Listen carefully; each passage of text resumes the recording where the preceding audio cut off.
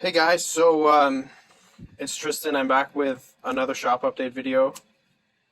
This is going to be a quick one. What I want to talk about today is the bleed area and what that is when people submit custom art. Now, this applies to playmats and the Mach 3 mostly.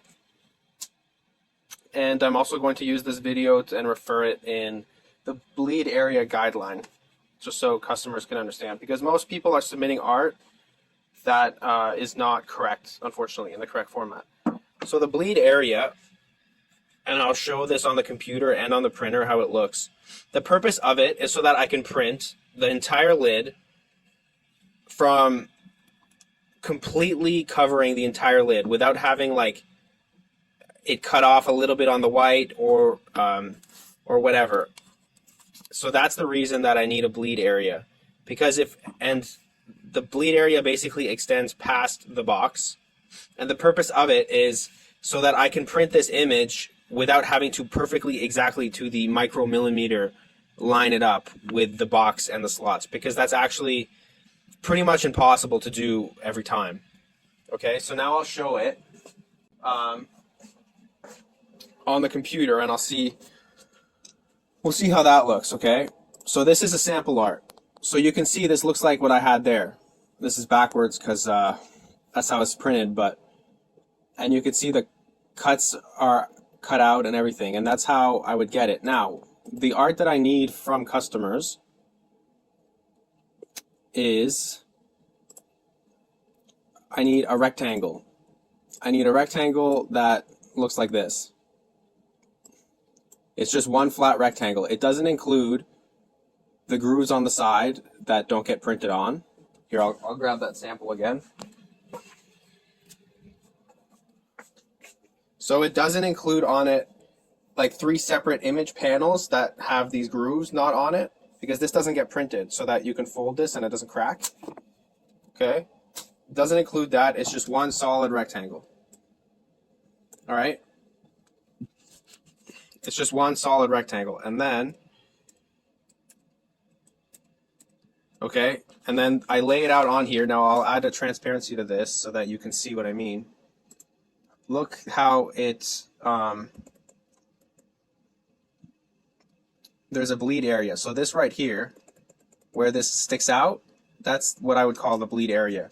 And I need that so that I could lay it out without having to precisely measure it and it be consistent, because the precise measuring part is actually not very reliable in the printing processes. So, and then, like, I'm not the only one that has bleed areas. It's a very standard printing thing that people require. Now, what that also means is that your image will be cut out at the ends. And so you have to accommodate for that. If you're designing your own image, don't put, your name too far in the corner. You have to accommodate for the bleed area. Now I'm going to also show you it on the printer. Just one second. Now the printer is beeping because it wants ink, and it won't shut up until I put ink in the book. But for now, we don't need it. So you see this right here. This is a build-up from all the bleed areas of everything that I've cut, because I print a bunch.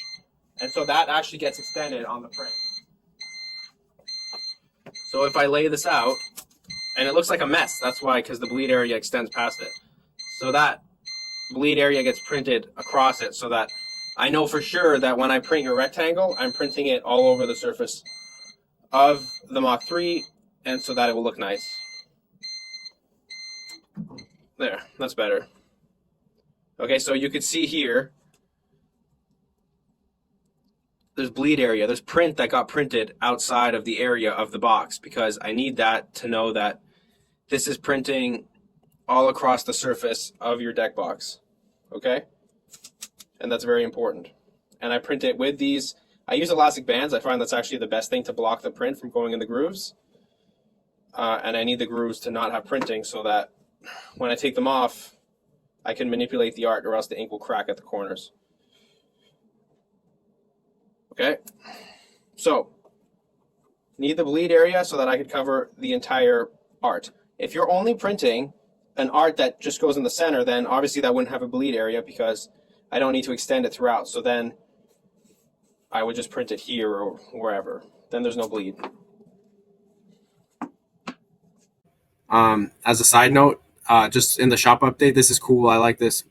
John, my designer, is working on this design, which is all of Ash's 6 Pokemon as like cute versions. I like that. That looks cool. And then this is like a Greninja and a Greninja thing.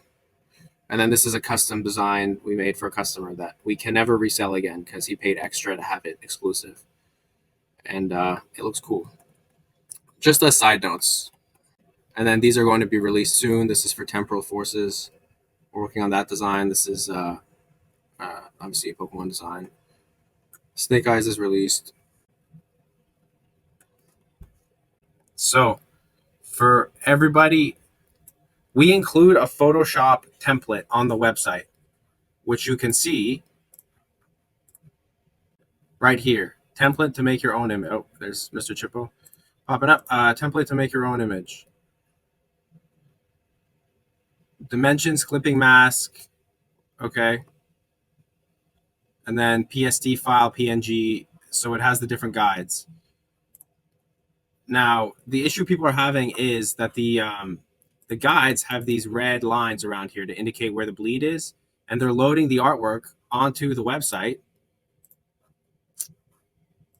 with their bleed area. So when you guys are choosing to load your file here, you're loading it with the thing with the bleed area. Now, don't do that, because if, you know, from what I just said, if you're loading it with the red image, I have to, some of that red is going to end up in the final product, because as I said, I can't perfectly line it up that way. That's just not something that's done in any printing process. It's very normal to have a bleed area. So I need you to upload this.